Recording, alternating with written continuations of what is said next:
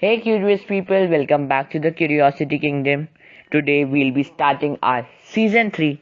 And like every other season, this season will also begin with a video on maths.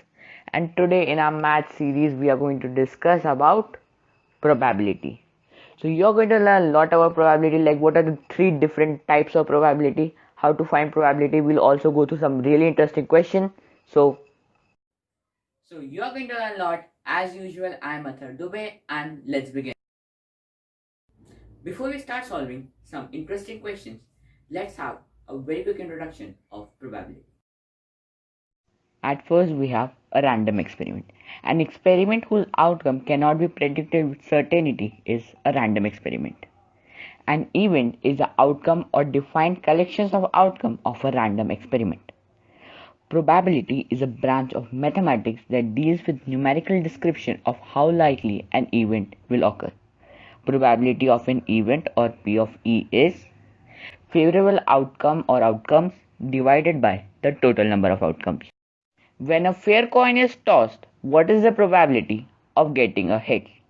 Here, tossing of the coin is a random experiment. Getting heads is an event. Getting heads and getting tails are the only possible outcomes. The coin landing on its side is not a possible outcome. Just because it's so rare. The only time I saw it was in this advertisement, and that too was most probably made up of graphics. So yeah, we don't consider that to be a possible outcome. Clear? Let's move ahead. The favorable outcome here is getting heads. Probability of an event or PE, and the event here is getting heads, equals to favorable outcomes divided by total outcomes, which equals to 1 by 2 or 0.5, or in terms of percentage it is 50%. So now after this quick introduction, let's start with an interesting question. There are 3 dishes labeled A, B and C. A person chosen at random chooses it at random. Try saying that 3 times quickly. Which dish is the cheapest, which is mid-range and which is the most expensive? What is the probability of him getting 2 points if 1 point is awarded for every correct answer? Pause this video now to solve it by yourself. Getting 0 points, 1 point, 2 points and 3 points are the possible outcomes. Getting 2 points is the favorable outcome.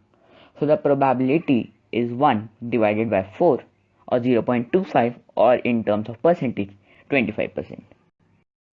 At first sight it may look as the correct answer, but actually it's the wrong solution. Let's see a correct and more accurate solution. Let us assume a random answer for this question, a random correct answer. So the correct answer was the first was cheapest, the second was expensive and the third was mid-ranged. And now let us list out all the possible answers a person can give. He may say that the first one is cheapest, second is the mid-range and third is the expensive, by which he will only have one answer correct and get 1 point. Similarly, for the second one, he can say the first one is cheapest, the second one is expensive, and the third one is mid-range. Here he gets all 3 correct, so he gets 3 points. In the third, he may say that the first one was mid-range, second was cheaper, and the third was expensive. And for that, he will get 0 points, because all 3 were wrong. Similarly, he can give 3 more options, and these are the only possible answers a person can give.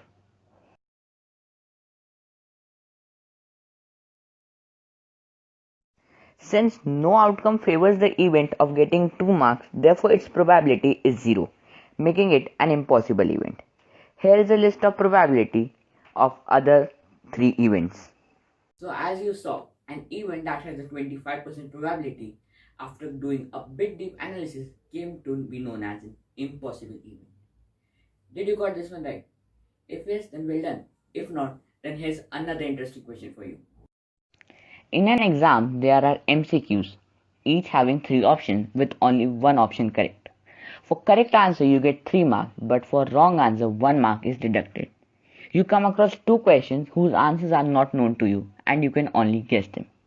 Calculate the probability of you not losing marks on randomly guessing the answer. Pause this video now to try to find the answer by yourself. Solution in 3, 2, 1. A way to approach this question is to make a table like this with columns, question 1, question 2 and marks. And using this you can find out all the outcomes. First outcome you can suppose is that you get both the answers correct. In this case you will get 6 marks, 3 for each. But another outcome can be in which you get 1 wrong and the second one correct. In this case, you get yourself still 2 marks. Third outcome can be in which you get the first one correct but the second one wrong. In this case also you will get 2 marks. And the fourth outcome can be in which you get both question 1 and question 2 wrong. In this case you will get minus 2 marks, which is the only outcome that will lead you losing marks. Clearly you can calculate the probability, and the probability for losing marks is 1 by 4, which is 25%, and the probability of gaining marks is 3 by 4 or 75%, as the favorable outcome for gaining marks are 6, 2 and 2. You may think that's how the question is solved, but that's not how the question goes. Let's see the correct solution. This question can be better solved the way we did the previous one. At first, we select two random answers for the question. Say for question 1, the correct answer is option A. And question 2, the correct answer is also option A. Since they are MCQs, so there are 3 only other options. Let they be B and C. And then we try to list all the outcomes. So at first, we take that suppose the correct option chosen was A. What other possibilities he can choose with the second answer? He can either choose A, so the answer will be AA, which will give you 6 marks. He may choose the answer for the second question as B, so you will get first correct and the second wrong. You will get 2 marks. And he can also choose the second answer to be C. In this case also, one will be wrong, so you will getting me 2 marks. Now let us look that instead of choosing A for the first question, you might have chosen B. In this case also, you can get yourself 3 probability of choosing BA, BB and BC for question 1 and 2 respectively. In this case, choosing BA can get you 2 marks, but the other option of choosing BB and BC can get you minus 2 marks. And then instead of choosing B for the first question, you might have chosen C. And here also you can write the answer as CA, CB and CC. Once again, the option CA, because it has A, can get you 2 marks because A will be right and C will be wrong. But the other options CB and CC both are the wrong options in both the equations. So you will not get any marks, instead you will lose 2 marks in each of them. The diagram which we use to list all the possible outcomes for this question is called a tree diagram. Here is a tree diagram which we use for the first question, and here's the tree diagram which you can use to list all the possible outcomes if 3 coins are tossed simultaneously. So we come to know that there are 9 total outcomes. Favorable outcomes are 5 because in 5 cases we don't lose any marks, so the probability of not losing marks is 55.56%. Therefore the probability of losing marks is 44.44%, and the probability of neither gaining nor losing marks is 0%, making it an impossible event. So now you might have observed that after a bit of deep analysis, an event which was having a clear picture is now quite blurred. Means earlier you were quite confident that yeah, we can go for a guess, we are very less probable to lose marks, but now it's neck to neck. What would you do? Would you attempt them or not? Comment down in the comment box. The reason I showed you these 2 interesting questions was so that I can tell you how important it is to deeply analyze each and every part of the question. You have learned how to make a probability diagram and how to note all the possible outcomes correctly. But what if you just want the total number of possible outcomes? You don't want any combinations, only possible outcomes. Here is a way for you to find it. Suppose there is an entity which has defined outcomes and every outcome is equally probable. Such entity can be a coin, a dice or a place in a pin if you are randomly trying to guess one. Then the total number of possible outcomes if there are a number of entities in consideration equals to n to the power of a, if n is the number of outcomes that one single entity can have. Let's understand it using a simple example. Let's keep our entity as a fair dice. A fair dice can have 6 possible outcomes, 1, 2, 3, 4, 5, 6, and each of them is equally probable. And let us calculate the total number of outcomes that can occur if 3 dice are rolled together. So the value of A, or the number of entities in consideration, equals to 3. And now using the formula n to the power A, we can write it as 6 to the power 3, which gives 216. So the total number of possible outcomes equals to 216. Try solving these two questions using that formula. Comment down in the comment box. And if you have watched this video till here, so most probably you're enjoying it and learning something new. So don't forget to give this video a thumbs up and also subscribe to Curiosity Kingdom, as subscription is totally free and we upload once in a week or two. So yeah, don't forget to subscribe. Thank you. Here I have an interesting question for you. There's a sport called X. Each match of the sport is played between two teams. Every match has a winner. In a tournament, there are 8 equally strong teams. Each team plays every team twice. What is the probability that team 2 wins all its matches? Stick around this video till the end to know the answer. Let's move to another question. This question also contains a small hint for you to solve the question which I gave you moments before. Let's move ahead. If there's a match between two equally strong teams, team 1 and team 2 in the sport X, what is the probability of team 1 winning? So that is a very simple question. We can just quickly solve it and the probability will be 0.5 or 50% or 1 by 2. That was like a piece of a cake. But now suppose team 1 and team 2 are not equally strong teams in sport X. If they have a match between them, what is the probability of team 2 winning the match? Now, here you come to make some interesting observation. That if you go on calculating the possible outcomes, so it's only two, that team 1 can win and team 2 can win. So the probability or the theoretical probability is still 50%. But you know that that's somehow not true, because since one team is strong, it is more likely to win, and making them equal isn't just fair. But the theoretical probability is what it is. But I have an interesting solution. For problems like this, let me introduce to you the second type of probability, empirical probability, or commonly known as experimental probability. Before I describe empirical probability or give you the formula, I need to define one more term, that is trial. Trial is an action which gives an outcome. Example, tossing a coin, rolling a dice. Each of the following trial gives an outcome. And now let us define empirical or experimental probability. Empirical probability is the probability based on trials or experiment. Very simple. Empirical probability of an event E happening equals to the number of trials in which the event happened divided by the total number of trials.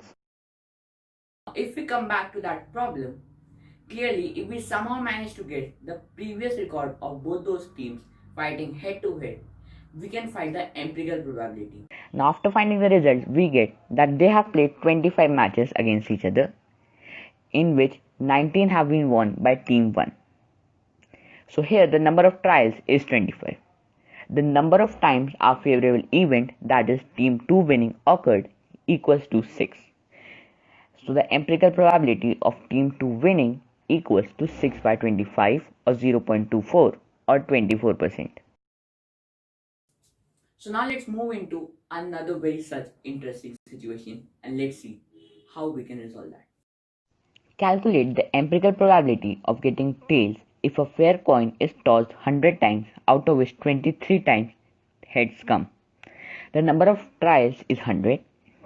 The number of times favorable event, that is tails coming, occurred is 77. So empirical probability equals to 77 by 100 or 0.77 or 77%.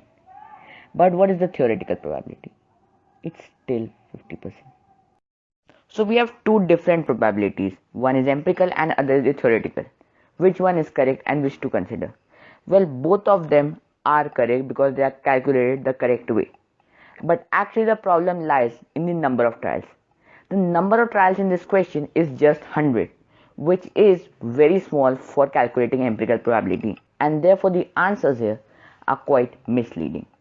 Since it's a fair coin, we cannot say that there were some factors affecting it, and since it is tossed fairly, therefore we cannot add that it was because of this. And therefore a very clear problem lies in the number of trials. If we had a very large number of trials, we would have got some different answer. This clarifies a very important point about theoretical probability. Let's see. We know that the probability of getting heads if a fair coin is tossed is 50%. This doesn't mean that if you toss a coin twice or 100 times, you will get 1 or 50 times heads respectively.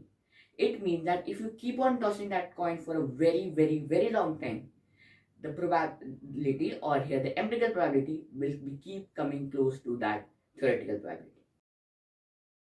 This situation also clarifies another very important point, that empirical probability is not meant for calculating probability on events which are based merely on luck and chances, and therefore it is not that accurate. But when an event is dependent on the outcomes of previous event, to some extent it is very helpful in finding outcomes. But like in the case of tossing a fair coin fairly, the previous toss does not affect the outcome of the next toss, and therefore empirical probability in these cases becomes a bit useless. So we are clear. Let's move ahead. In this video, we won't be going any further in the depth of empirical probability. We'll discuss that in any other video, but definitely not in season 4. 99% sure about it. So yeah, but wait, I said 99% sure. How did I get that? I got this using the third type of probability, that is subjective probability. Subjective probability, as from its name, tells it's upon to a person's own discretion. Whatever he feels, he can say the probability. And by the name only, you can get a very big disadvantage, that anyone can say whatever, so accuracy is a very big problem. Although if you are taking subjective probability from an expert in a particular field, it can sometimes be of use. Do you remember the question that I gave you in between this video? So now let's come to the solution of this question. Although the question at first looks it requires a very long solution, but actually it can be done in a very small number of steps. Let's see. So in order to solve this question, we first require the total number of possible outcomes, which we can find using the formula n to the power of a. So here the value of n equals to 2 because our entity is a match and it can has only 2 possible outcomes.